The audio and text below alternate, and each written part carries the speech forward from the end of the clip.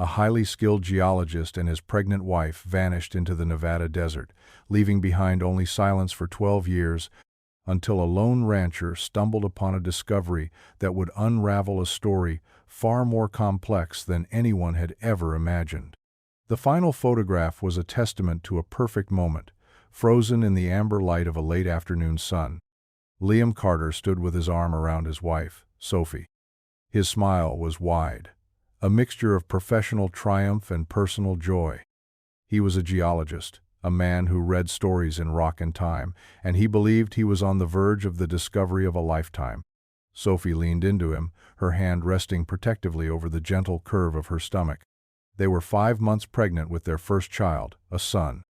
Her expression was one of pure, unburdened happiness, her eyes fixed on her husband with an adoration that the harsh desert landscape behind them could not diminish.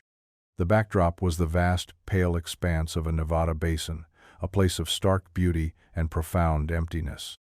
The mountains in the distance were jagged and bruised, purple in the descending light.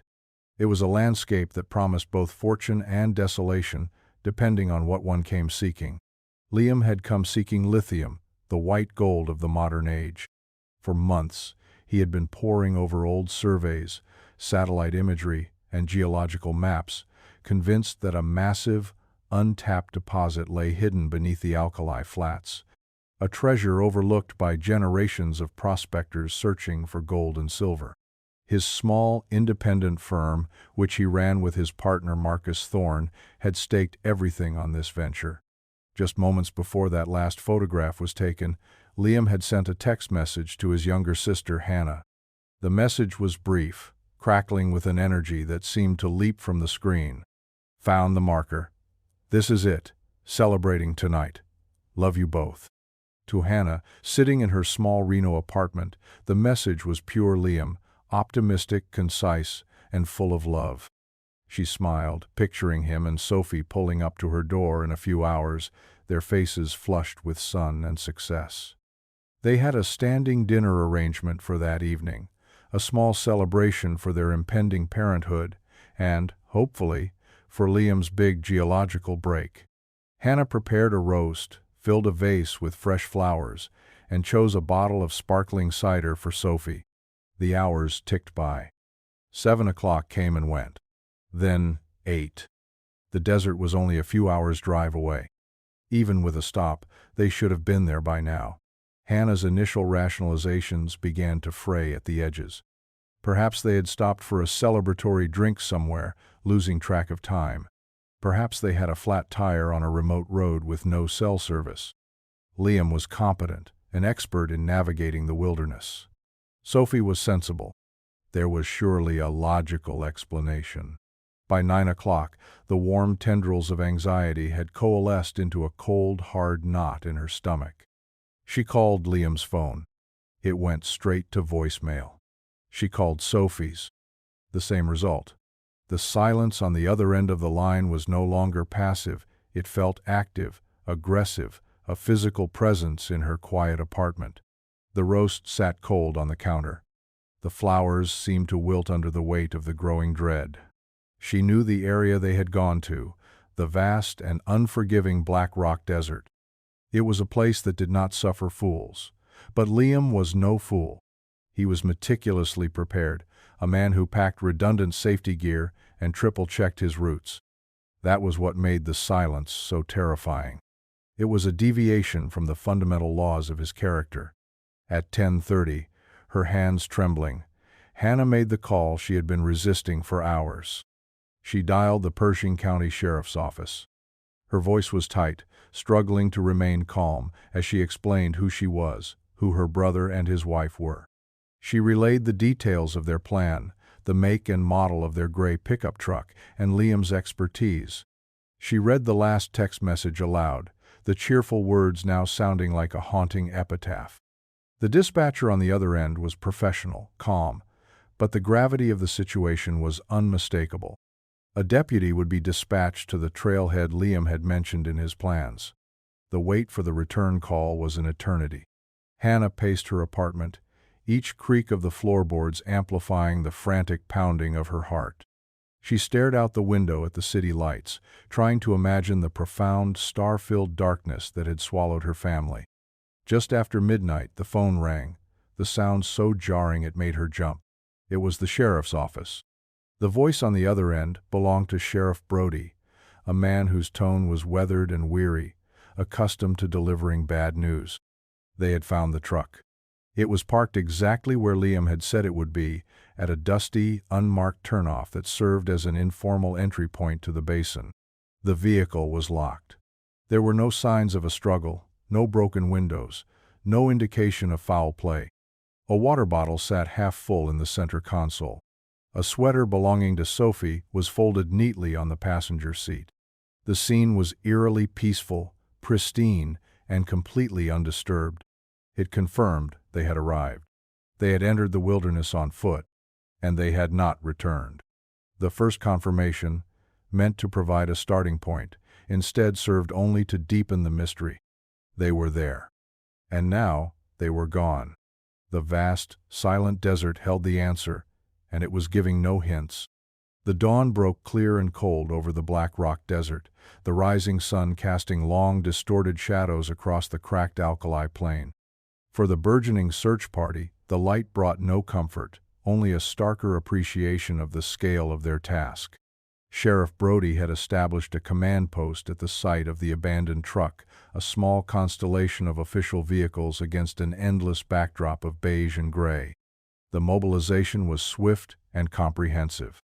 Deputies from Pershing County were joined by highly trained search and rescue volunteers from across the state, their bright orange jackets a jarring slash of color in the muted landscape.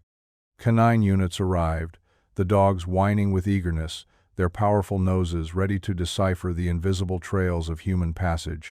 By mid-morning, the low, rhythmic thumping of helicopter blades echoed through the basin as a chopper from the Naval Air Station Fallon began flying grid patterns, its observers scanning the ground for any sign of life, any anomaly.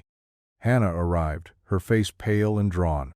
Sheriff Brody met her, his expression a careful mixture of empathy and professional resolve. He showed her the truck, confirming that nothing seemed amiss. He laid out a large topographical map on the hood of his cruiser, the intricate lines and contours representing the hostile world that had swallowed her brother. The environment itself was their primary adversary. The Black Rock Desert was not a gentle wilderness of forests and streams. It was a place of extremes. The ground was a mosaic of hard-packed playa, where any footprint could be erased by a whisper of wind and treacherous soft sand that could exhaust the hardiest hiker. The terrain was deceptively flat in places, creating disorienting heat shimmers that made distances impossible to judge and could conjure mirages of water and shelter where none existed. Surrounding the flats were rugged, volcanic mountain ranges, mazes of sharp rock, hidden canyons, and loose scree. It was a landscape that seemed actively designed to conceal. It resisted investigation. The mountains kept their secrets, and the desert floor offered a blank, unreadable page. The initial search teams fanned out from the truck, a disciplined line of men and women walking shoulder to shoulder, their eyes scanning the ground before them. The canine handlers cast their dogs, letting them work the faint scent cones that might linger in the cold morning air. Hours passed. The sun climbed higher, beating down with an intensity that leached the color from the sky. The reports that came back to the command post were all the same. Nothing. They found a few clear footprints leading away from the passenger side of the truck-owned set belonging to a man's hiking boot, the other to a woman's. The tracks walked side by side for about 50 yards, heading towards a low rise in the terrain. And then they simply stopped. The ground transitioned from softer dust to a hard, wind-scoured pan of baked earth that held no impressions. It was as if Liam and Sophie Carter had reached an invisible shore and stepped into an ocean of air. The dogs, after following the initial trail with confidence, became confused at the same spot. They circled, sniffed the air, and returned to their handlers, their body language communicating a clear message. The trail was gone. The complete absence of clues became the most confounding clue of all. Experienced searchers, men and women who had spent decades finding lost people in the wild, were baffled. Usually, there was something: a dropped glove, a discarded energy bar wrapper, a piece of torn clothing caught on a thorny bush, a scuff mark on a rock, the small, unintentional breadcrumbs that people leave behind. Here, there was only the vast, indifferent emptiness of the desert. The helicopter crews saw nothing from the air. The landscape was a uniform, pale canvas, unbroken by the color of a jacket or the shape of a human form. They flew over canyons, circled rock outcroppings, and scanned the endless flats until the heat thermals made the air too turbulent to fly safely. Sheriff Brody stood by his cruiser, the radio crackling with methodical, negative reports. He felt a familiar frustration creeping in, the kind that came when a case defied logic from the very first hour. He had seen people get lost. He had seen people have accidents. He had seen people fall victim to foul play. But he had never seen people simply evaporate. He looked at Hannah, who sat in a camp chair someone had provided, her gaze fixed on the horizon where her brother had disappeared. Her hope, so palpable just hours before, was visibly eroding under the harsh desert sun, replaced by a silent, stunned grief. The search continued for days, a relentless and systematic effort against a landscape that yielded nothing. Each sunset felt like a defeat. Each sunrise brought a renewed but increasingly desperate sense of purpose. They widened the search grid, sending teams on horseback and all-terrain vehicles deeper into the surrounding mountains. They rappelled into ravines and used spotting scopes to examine distant hillsides. The result was always the same. The desert remained inscrutable. The mystery of what happened to Liam and Sophie Carter was not in what the searchers found, but in the profound, absolute, and impossible reality of what they did not. Weeks bled into a month. The massive, coordinated search effort had found nothing but dust and silence. Then, a flicker of what seemed like hope arrived from an unexpected quarter. A German tourist, an amateur photographer captivated by the stark desolation of the region, was exploring a remote area nearly 20 miles southwest of where Liam's truck had been found. He saw something glinting at the base of a creosote bush. He picked it up. It was a high-end, liquid-filled compass, the kind used for serious orienteering. It was scuffed but functional. Knowing about the ongoing search for the missing couple, the tourist dutifully turned it in to the sheriff's office. The discovery briefly electrified the investigation. Hannah confirmed that the brand and model were identical to the one Liam always carried, a gift she had given him for his 30th birthday. This was the first tangible object found since the truck. A new theory quickly formed, plausible and grim. Liam, despite his expertise, had become disoriented. Perhaps the setting sun or the featureless terrain had confused him.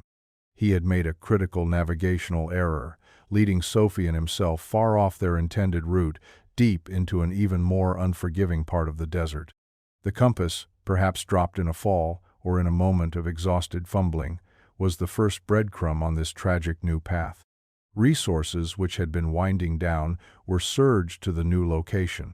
Search teams, their morale boosted by the first real lead in weeks, combed the area around where the compass was found.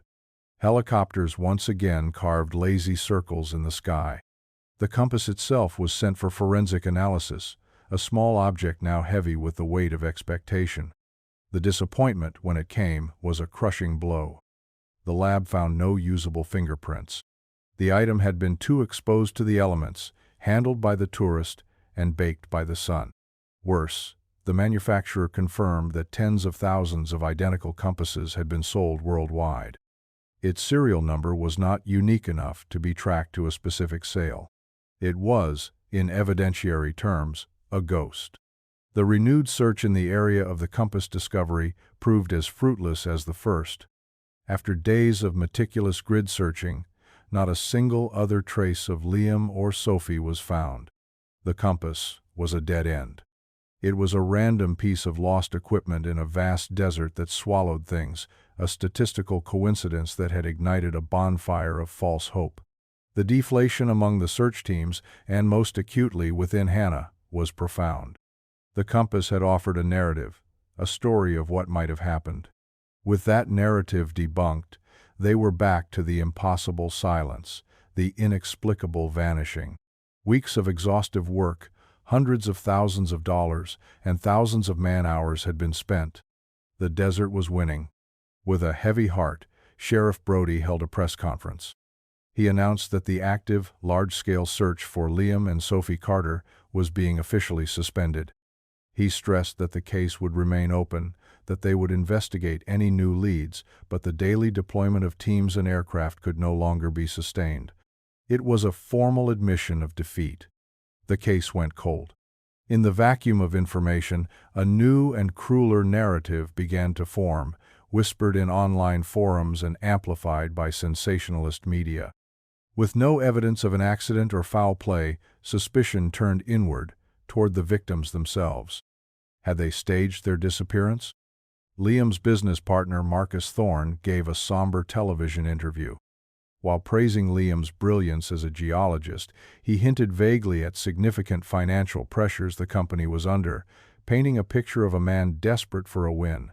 The implication was clear, if unspoken. Perhaps Liam, facing failure, had engineered a way out, taking his pregnant wife with him. This public narrative was a second, deeper wound for Hannah. She had not only lost her brother, her sister-in-law, and her unborn nephew, but now she had to defend their memory against a tide of baseless speculation. She knew Liam. She knew his integrity, his profound love for Sophie, his excitement about becoming a father. The idea that he would orchestrate such a cruel hoax was unthinkable, a desecration of everything he was. While the world moved on, Hannah's life became a vigil. She drained her savings, hiring private investigators who retraced the futile steps of the official search. She built a website dedicated to their disappearance, uploading photos, maps, and heartfelt pleas for information. She became a familiar, sorrowful face on local news anniversaries, her voice growing thinner each year, but her resolve never wavering. She refused to let them be forgotten. She refused to let the desert have the final word. For Hannah, the case was never cold. It was a constant, burning pain, a question that echoed in the lonely quiet of her life, a vigil she would keep against the crushing weight of years of silence. The years fell away like pages torn from a calendar, each one marking another turn of the seasons over the silent desert. 1 year became 5. 5 became 10. Then 12.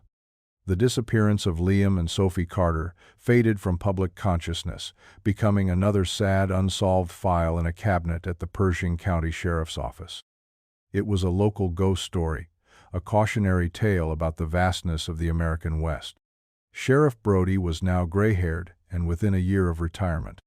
The Carter case was a weight he still carried, a professional failure that felt personal.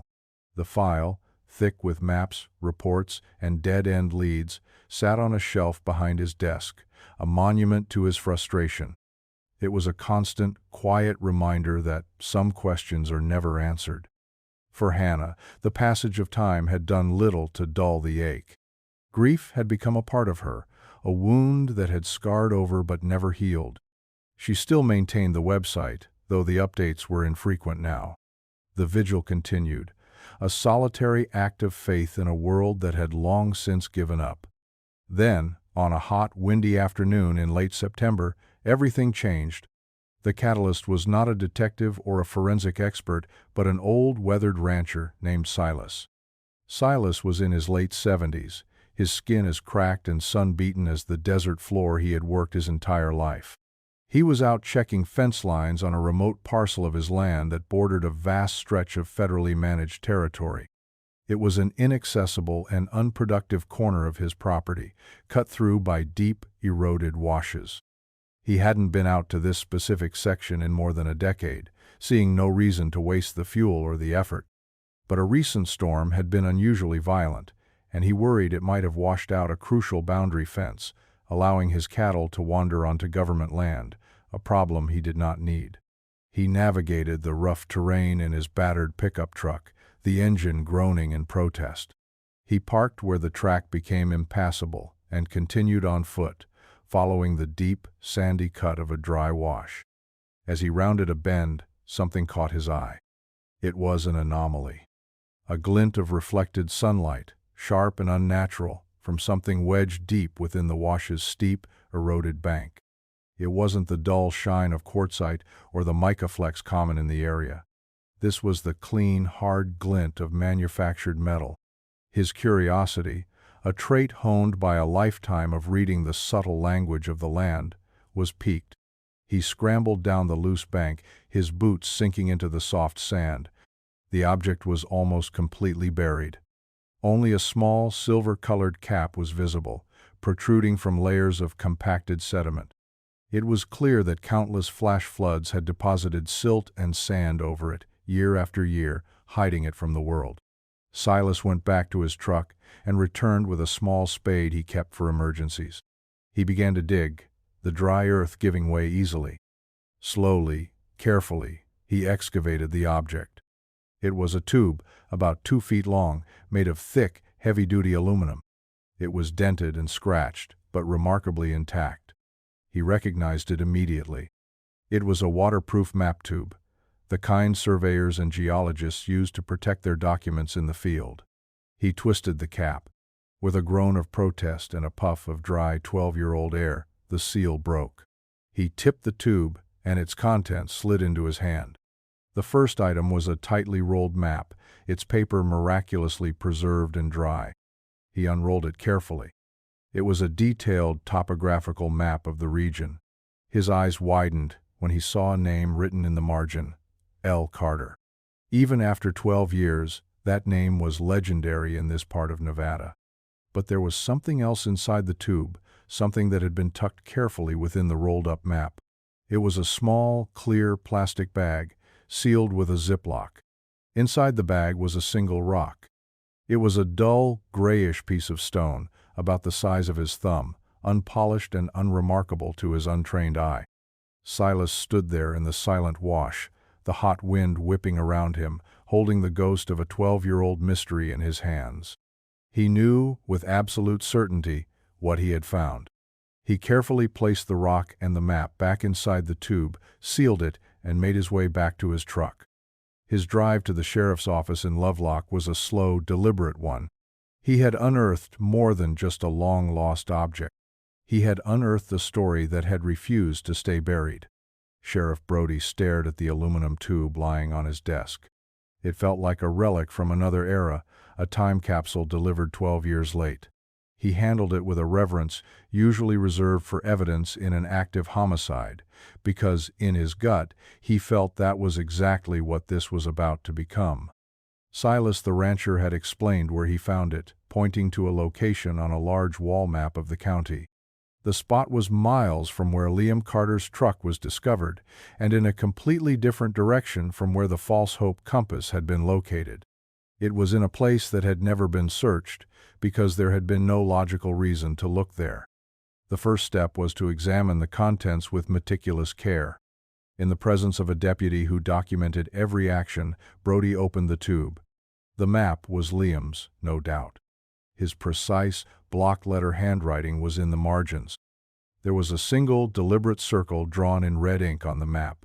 The circle encompassed a seemingly unremarkable patch of desert, a place with no name and no distinguishing features on the map itself. But the location was significant for another reason.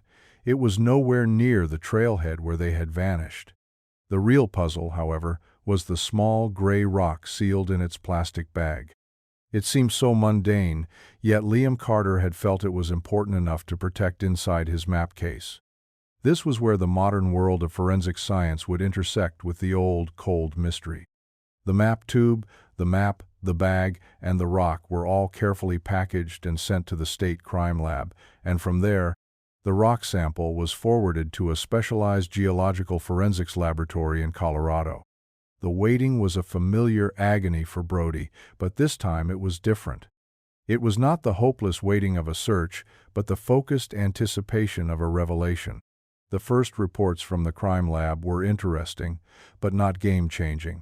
The map tube itself had been wiped clean of any prints, likely by the elements and the passage of time. But the lab technicians did something brilliant.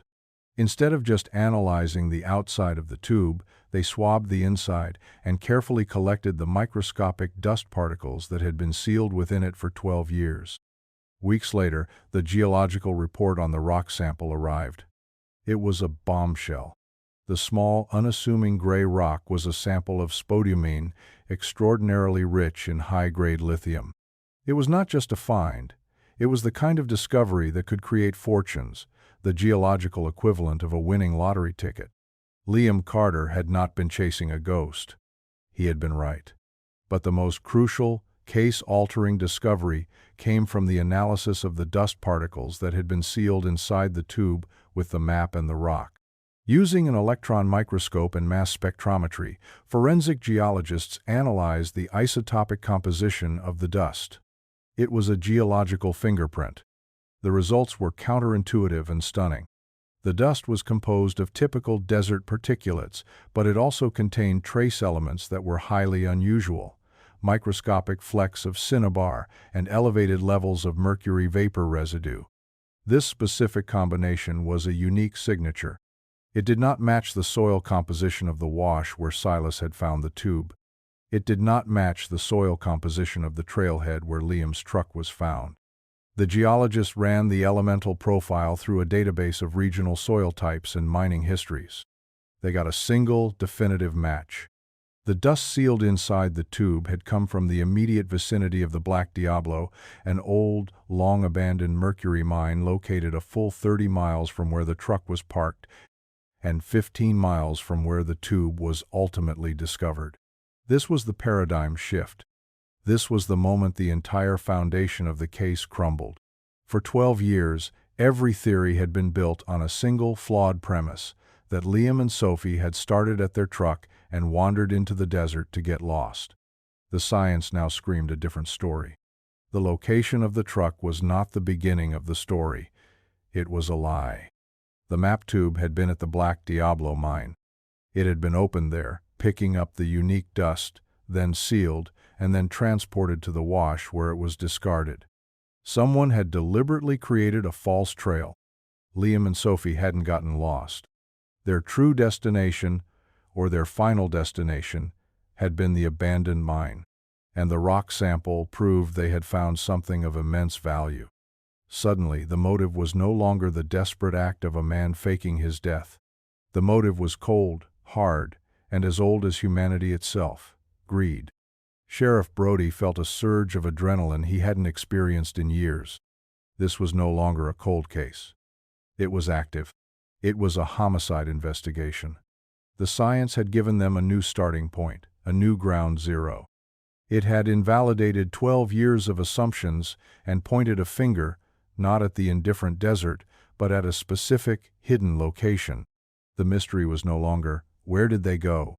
It was, who did they meet at the Black Diablo mine? The new evidence transformed Sheriff Brody.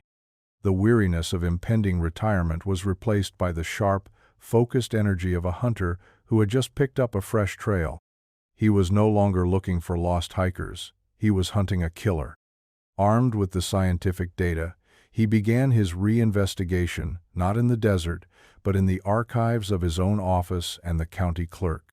He pulled every file, every report, every scrap of paper related to the Black Diablo mine. It had been defunct since the 1940s, a toxic and forgotten relic of another time.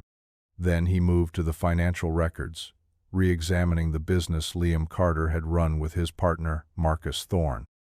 In the initial investigation, Marcus had been cooperative, distraught, and seemingly transparent. He had an airtight alibi for the day Liam and Sophie disappeared. He was attending a geology conference in Phoenix, Arizona. Multiple witnesses had placed him there. He had been dismissed as a person of interest almost immediately. Brody, with his new perspective, looked past the alibi and started digging into property records. He spent days tracing corporate ownership structures, following a trail of shell companies and holding firms. And then he found it. It was a small, seemingly insignificant land transaction. 6 months after Liam and Sophie vanished, a holding company named Sonoran Ventures had purchased the deed to the entire parcel of land containing the Black Diablo mine. The purchase price was pennies on the dollar. It was considered worthless, contaminated land. Brody dug deeper into Sonoran Ventures. The registered agent was a lawyer in Scottsdale. The sole director was Marcus Thorne. The blood in Brody's veins ran cold. For 12 years, Marcus had been sitting on the very land where Liam Carter had made his monumental discovery. He had never developed it, never sold it. He had simply held it, a secret asset waiting in the dark. The rock sample found in the tube was the proof of what that land contained. Liam's final, joyful text message suddenly took on a chilling new meaning. Found the marker. He hadn't meant a simple landmark. He had meant a survey marker, a claim stake, the physical confirmation of his geological theory. Brody called Hannah. He told her they had a significant break in the case, that the science had pointed them in a new direction. He didn't give her the details, not yet. He didn't want to give her a hope that could be shattered again. But for the first time in 12 years, he was able to tell her with confidence that he believed they were going to find the truth. The next step was the confrontation. Brody and a senior detective flew to Scottsdale, Arizona. They didn't call ahead. They drove to Marcus Thorne's home, a sprawling, opulent mansion in a gated community, a world away from the dust and grit of Pershing County. Marcus, now in his late 50s, was tan, fit, and radiated the easy confidence of the very wealthy. He greeted them at the door with a look of mild surprise, inviting them into a living room that looked more like an art gallery. He offered them drinks, playing the part of the gracious host. Brody declined. He sat across from Marcus, letting the silence hang in the air for a moment before he placed a single photograph on the polished marble coffee table. It was a high-resolution microscopic image of the dust from inside the map tube, showing the distinctive flecks of cinnabar. This dust was found inside Liam Carter's map tube, Brody began, his voice low and steady. Our labs have matched it, with 100% certainty, to the soil at the old Black Diablo mine. He watched Marcus's face. There was a flicker, a barely perceptible tightening around his eyes. Brody then placed the land deed for the mine property next to the photograph. And these records show that you purchased that mine 6 months after your partner disappeared. Marcus Thorne's composure began to crack. The confident smile evaporated, replaced by a pallid, waxy sheen. He started to bluster, to deny, talking about shrewd investments and portfolio diversification. But the story he had maintained for 12 years was unraveling. The twist, the final, horrifying piece of the puzzle, was not something Brody could have predicted. Marcus did not just confess to a murder, he revealed a sequence of events more tragic and cruel than the sheriff had imagined. His alibi, it turned out, was a clever deception. He had indeed flown to Phoenix for the conference. But when Liam called him from the field, ecstatic, describing the scale of his lithium discovery, Marcus's mind went into overdrive. He was not financially stable, as he had appeared. He was drowning in secret gambling debts, and Liam's find was his only lifeline. But he didn't want to share it. He wanted all of it. He told the conference organizers he had a family emergency. He checked out of his hotel, drove to the airport, and instead of flying home to Reno, he rented a car under a false name and drove north, through the night, to Nevada. He had told Liam to meet him at the secluded, abandoned mine under the guise of needing a secure, private place to inspect the samples and plan their next move. He was so happy, Marcus said, his voice now a hollow whisper. He and Sophie were waiting for me. He showed me the rock. He was talking about our future, about how we were finally going to make it. They argued. Marcus told Liam he wanted to restructure their partnership to take a larger share, claiming he had borne all the financial risk. Liam, a man of fierce integrity, refused. It was a 50-50 partnership, and he wouldn't betray that. Sophie, sensing the rising tension, tried to intervene, to calm them both down. In a fit of greed-fueled rage and panic, Marcus grabbed a heavy rock hammer he had brought from his rental car. He struck Liam. Once. Liam fell to the ground. Sophie screamed. Horrified, she turned to run. But in her panic and her pregnant state, she stumbled on the loose, treacherous ground at the edge of the mine workings. She fell, disappearing into the darkness of a deep, unstable vertical shaft, a relic of the old mining operation. Marcus froze, the horror of what he had done washing over him. He listened. There was only silence from the shaft. Panicked, he made a decision. He would erase it all. Using the rental car, he pushed tons of loose rock and scree from the hillside over the entrance to the shaft, sealing it completely. He then loaded Liam's body into the back of Liam's own pickup truck. He drove for hours into another part of the desert and buried his partner in a shallow, unmarked grave. His final act was to drive Liam's truck to the public trailhead, wipe it down, lock it, and walk away, creating the perfect red herring that had misdirected everyone for more than a decade. The map tube, which Liam had handed him upon his arrival at the mine, was still in his pocket. As he drove away from the trailhead, he realized he still had it. In a moment of haste, he rolled down his window and threw it as hard as he could into the darkness, into a random wash, never imagining it could survive, let alone be found. Guided by the detailed confession, investigators were led to two grim locations. In a desolate stretch of desert scrubland, they found the shallow grave and the remains of Liam Carter. Then they brought heavy excavation equipment to the Black Diablo mine. For hours, they cleared the rock slide that Marcus had created 12 years before, unsealing the dark mouth of the forgotten shaft. There, at the bottom, they found Sophie. The truth was finally unearthed. The full, wretched story was laid bare, not by a single piece of evidence, but by the convergence of a chance discovery, meticulous science, and the cold weight of a guilty conscience. It was a tale stripped of all mystery, leaving only a brutal human tragedy. Liam and Sophie Carter had not been claimed by the majestic indifference of the wilderness. They had not succumbed to the elements or made a fatal error in judgment. They had been led to their doom by the one person Liam trusted to share his greatest triumph, their bright future extinguished by an act of stunning betrayal. The desert had not been their adversary. It had merely been the unwilling accomplice, a silent vault forced to keep a terrible secret. The trial of Marcus Thorne was brief. Faced with his own detailed confession and the irrefutable physical evidence, he offered no defense.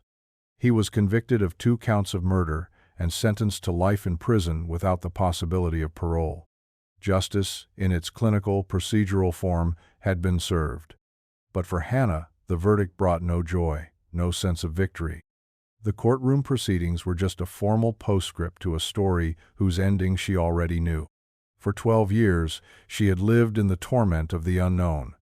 She had imagined countless scenarios: a fall, dehydration, a tragic accident. The truth was infinitely worse, an agony born of pure malice. But it was, at last, the truth.